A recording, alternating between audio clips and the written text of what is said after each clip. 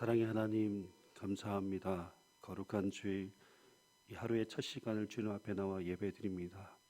오늘도 말씀으로 저희 삶을 인도하여 주시고 하나님 동행하심으로 믿음 안에 승리하는 삶을 살아갈 수 있도록 인도하여 주시옵소서. 감사를 드리며 예수님의 이름으로 기도드립니다. 아멘. 찬송가 212장입니다. 찬송가 212장, 통일 찬송가 347장입니다.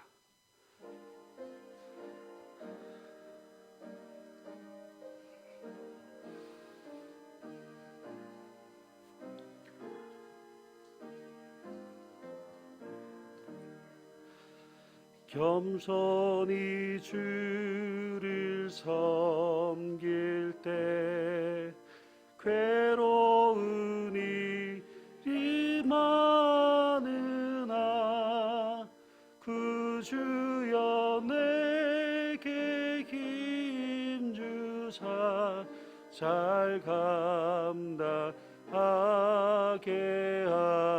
하소서. 인자한 말을 가지고 사람을 가시키며 갈 길을 잃은 무리를 잘 인도하게 하소서. 구주의 귀한 인내를 깨달아 하시고 굳건한 믿음 주셔서 늘 승리하게 하소서.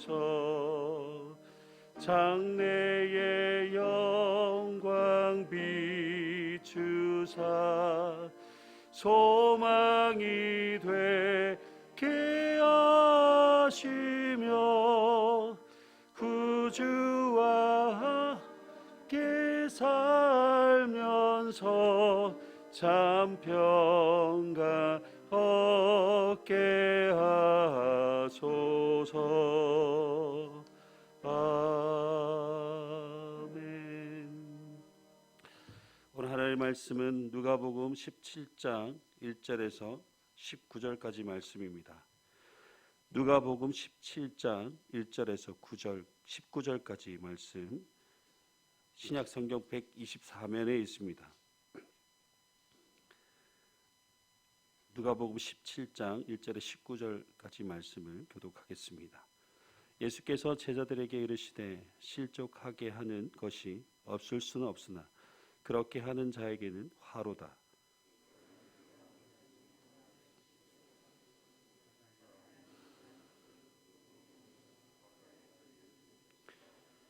너희는 스스로 조심하라. 만일 내 형제가 죄를 범하거든 경고하고 회개하거든 용서하라.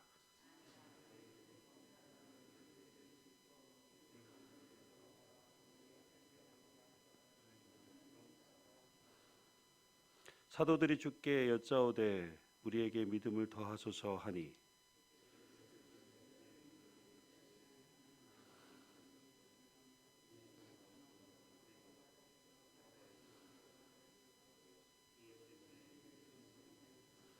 너희 중 누구에게 밭을 갈거나 양을 치거나 하는 종이 있어 밭에서 돌아오면 그더러 곧 와 앉아서 먹으라 말할 자가 있느냐?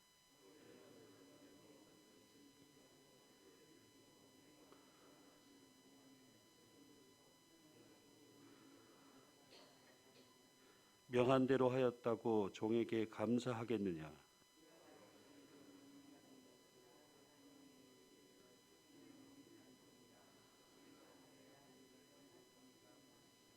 예수께서 예루살렘으로 가실 때에 사마리아와 갈릴리 사이로 지나가시다가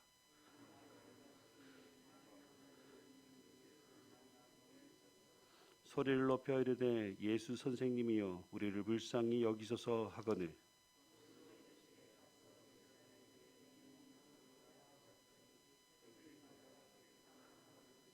그 중에 한 사람이 자기가 낳은 것을 보고 큰 소리로 하나님께 영광을 돌리며 돌아와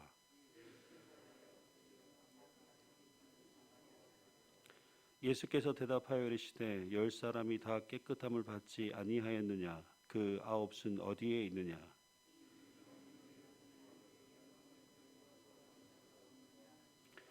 그에게 이르시되 일어나 가라 내 믿음이 너를 구원하였느니라 하시더라. 아멘. 오늘 말씀은 주님의 제자로 살아가기 위해서는 반드시 갖추어야 할 자세에 대해서 이야기하고 있습니다. 첫 번째는 다른 사람을 실족하게 하지 말며 회개케 하며 용서해 주어야 합니다. 다른 사람을 실족하게 하는 일이 있기 마련입니다. 예수님은 다른 사람을 실족시켜 죄에 빠지게 하는 자에게는 화가 있다라고 말씀합니다. 아무리 조심을 해도 인간의 마음에는 죄된 마음이 있고 완벽한 존재가 아니다 보니 다른 사람을 실족하게 하는 일이 있기 마련입니다. 그렇다고 해서 이것을 합리화해서 다른 사람을 실족하게 하는 일을 가볍게 여겨서는 안 됩니다. 왜냐하면 다른 사람을 실족하게 하는 일이 아주 무거운 죄가 되기 때문입니다. 예수님은 작은 자 중에 하나 곧 믿음이 약한 자를 실족하게 하느니 차라리 연자맷돌을 목에 메고 바다에 빠지는 것이 낫다라고 하셨습니다. 이 말씀의 의미는 연자맷돌을 목에 메고 바다에 빠지게 되면 빠져나오지 못하고 죽게 되는 것처럼 다른 사람을 실족하게 하는 것이 다른 사람을 죄 가운데 빠져 죽게 할 만큼 무거운 죄가 된다는 의미입니다. 죄는 사람을 죽음과 지옥에 이르게 하지만 하나님의 구원은 죄사함을 주는 구원이 됩니다. 하나님은 이 구원을 위해 자기의 독생자를 사람으로 보내셨고 십자가의 속죄 제물로 내어주셨습니다. 사람의 죄로 인한 대가는 이처럼 매우 크기에 우리가 죄를 짓는 것도 문제가 되기도 하지만 다른 사람에게 죄를 짓게 하는 것도 큰 죄악이 된다라는 것을 깨달아야 합니다. 그래서 예수님은 다른 사람을 실족하게 하는 것과 같이 믿음의 형제가 죄를 짓게 되면 회개하도록 권고할 것을 말씀하십니다. 그리고 만약 자신의 잘못을 인정하고 회개하면 무조건 용서하고 용납하여 주라라고 말씀합니다. 예수님은 용서에 대해 하루에 7번 죄를 짓고 7번 회개한다면 다 용서하여라라고 말씀합니다. 하루에 7번 죄를 짓는다라는 것은 사람은 부족하고 연약해서 실수를 자주 하게 됩니다. 그래서 반복되는 실수를 인정하고 사과하는 일도 자주 있게 됩니다. 7번이라도 용서하라라는 것은 용서의 횟수에 제한을 두지 말라는 의미입니다. 상대방이 언제든지 잘못을 인정하고 용서를 요청하면 그의 잘못을 용서하라라는 뜻입니다. 근데 우리는 다른 사람의 잘못을 용서할 때 그 사람의 잘못에 대한 진심으로 잘못을 뉘우치고 있는지를 판단하고 용서해 줄 때가 많습니다. 근데 예수님은 그 사람의 잘못에 대한 진실성 여부를 따지거나 판단하지 말고 단지 그의 회개하는 말에 근거하여 그를 용서하고 서로 화해하라라고 말씀합니다. 단지 그의 회개한다라는 그 말에 근거하여서 그를 용서하고 화해하라라는 것. 여러분, 주님의 제자인 우리는 어느 누구도 실족하지 않도록 스스로 조심해야 합니다. 그리고 서로의 허물과 잘못을 용서하고 관용을 베푸는 삶을 살아야 합니다. 그리고 두 번째는 온전한 믿음이 있어야 합니다. 예수의 말씀을 들은 제자들은 자신들의 믿음이 부족함을 깨닫게 되었고 주님을 향해 우리에게 믿음을 더하여 달라고 요청합니다. 실제로 그들의 믿음은 오순절에 성령으로 충만하기 전까지는 연약하고 불완전한 상태였습니다. 그런데 예수님은 겨자씨 한 알의 믿음이 있다면 뽕나무에게 뿌리가 뽑혀서 바다에 심겨져라 하면 그대로 된다라고 말씀합니다. 예수님께서 제자들에게 요구하시는 것은 크고 엄청난 믿음이 아닙니다. 겨자씨 한 알만큼의 믿음만 가지고 있어도 큰 역사를 이룰 수 있다라고 말씀합니다. 여러분, 여러분에게는 겨자씨 한 알만큼의 믿음을 가지고 있다고 확신하십니까? 우리는 항상 주님 앞에서 믿음 없음을 고백할 때가 참 많습니다. 그래서 우리는 주님께 믿음의 역사를 이룰 수 있는 믿음을 달라라고 기도해야 하는 이유가 여기 있는 것입니다. 세 번째는 종으로서 맡겨진 사명에 겸손히 충성해야 합니다. 그 당시 종이 밖에서 열심히 일을 하고 피곤한 몸으로 집으로 돌아왔을 때 주인이 음식을 차려놓고 종을 대접하는 경우는 없습니다. 오히려 종이 돌아와서 주인의 상을 차려주고 시중을 들다가 주인이 식사를 다 한 후에 그리고 자신도 식사를 할 수 있었습니다. 그리고 주인이 명한 대로 다 하였다라고 고맙다라고 하는 주인이 없듯이 너희들도 너희에게 맡겨진 모든 사명을 감당하고 무엇인가 보상이나 칭찬을 기대하기보다 나는 무익한 종입니다. 그저 우리가 하여야 할 일을 한 것뿐입니다. 라고 말하라고 합니다. 무익한 종이라고 고백하는 이 고백의 의미는 우리는 전적으로 하나님의 은혜 없이는 살 수 없는 존재라는 의미가 담겨져 있습니다. 구원받을 수 없는 존재가 하나님의 은혜로 구원받았다는 이 사실 하나만으로 우리는 하나님께 큰 빚을 진 자들입니다.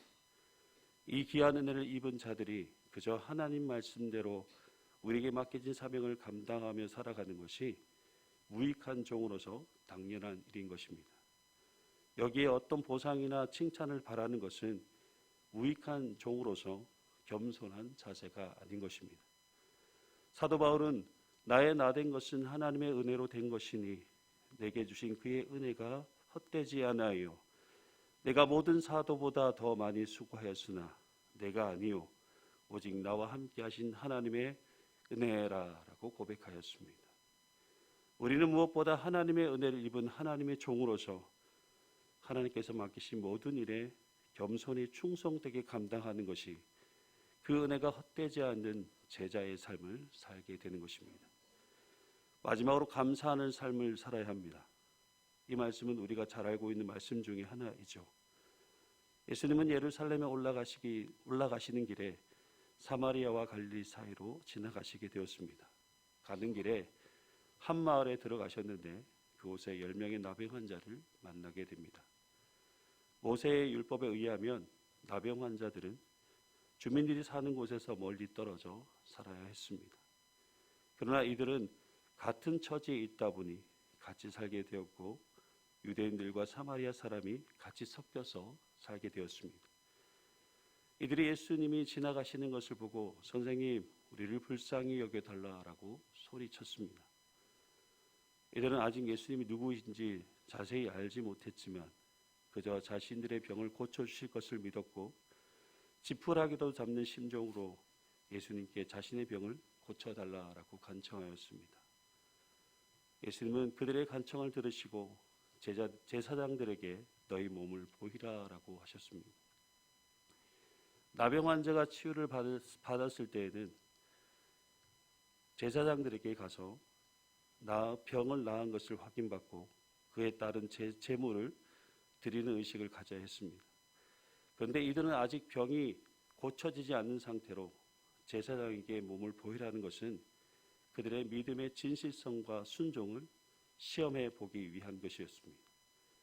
그들은 예수님의 말씀을 따라 제사장에게로 가는 길에 자신의 몸이 낫게 되는 기적을 경험합니다. 예수님의 말씀을 믿고 순종하였던 결과로 병에서 나음을 얻게 되었던 것이죠. 10명 중 9은 가는 도중에 병을 나은 것을 알고 제사장에게 몸을 보이고 그에 따른 제물을 드리러 갔습니다. 그러나 사마리아 한 사람은 자신의 병이 나은 것을 보고 큰 소리로 하나님께 찬양하며 예수님께 돌아와 예수님 발 앞에 엎드려 최대의 경의와 존경의 의미로 감사를 드리게 됩니다.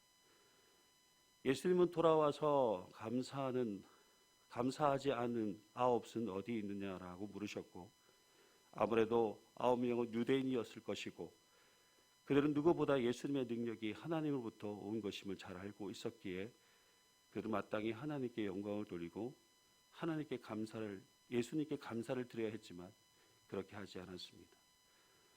예수님은 병이 나은 것을 알고 하나님께 영광을 돌리고 예수님께 나와 감사의 표현을 한 사마리아 사람에게 구원의 은혜를 베풀어 주셨습니다.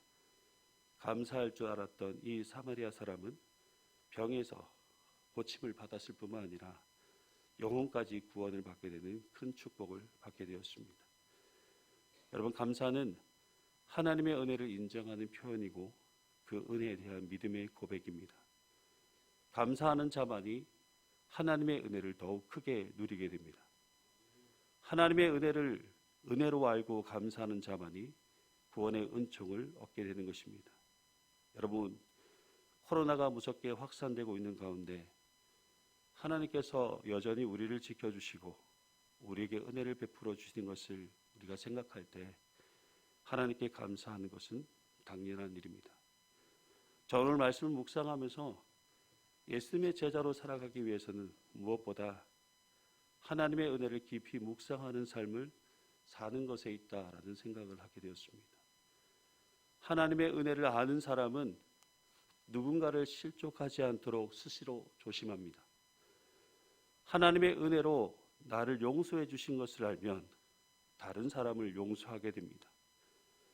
하나님의 은혜를 알기에 나는 무익한 종이라 고백하며 주님의 종으로서 충성되게 하나님을 섬기는 삶을 살게 됩니다. 마지막으로 하나님의 은혜를 생각하면 생각할수록 감사하지 않을 수 없기에 범사에 감사하는 제자의 삶을 살게 되는 것입니다. 사랑하는 성도 여러분, 오늘도 우리에게 베풀으신 한없는 하나님의 은혜를 생각하며 그 은혜가 헛되지 않도록 서로를 사랑하며 용서하고 관용을 베풀고 충성되게 하나님만을 섬기며 감사함으로 하나님께 영광 돌리는 여러분의 복된 은혜의 삶이 되시길 주님의 이름으로 축복합니다. 아멘. 기도하시겠습니다. 하나님, 오늘 하루도 하나님의 은혜를 생각하며 그 은혜가 헛되지 않는 제자의 삶을 살기를 간절히 소망합니다.